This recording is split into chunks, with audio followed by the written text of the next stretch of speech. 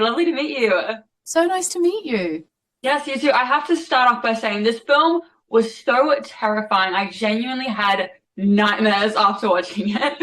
I'm really One sorry thing I about that. No, it's okay. It's the best thing about a horror movie. One thing I have to say about a lot of the characters you play are that they're strong female leads that really go to the beat of their own drum.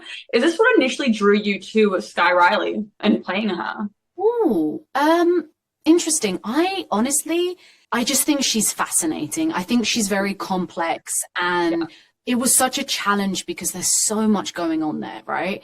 And, one could argue that in some ways she does, for sure, is that she is the driving force of the career that she's created, etc. But then again, she's also trapped in her own persona that she's created for herself.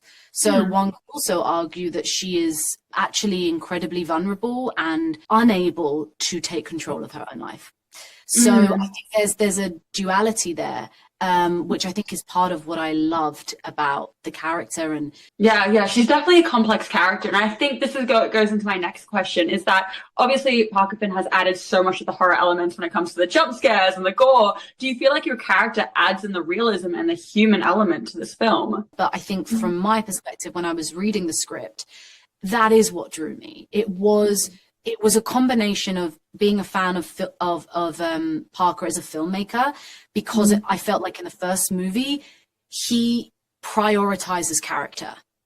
It's the character that takes you through the movie, that keeps you with the movie. Sosie's performance was fantastic in that movie, and I think that's what really excited me, was the opportunity to Sky is not just used as a tool by which to push the plot forward.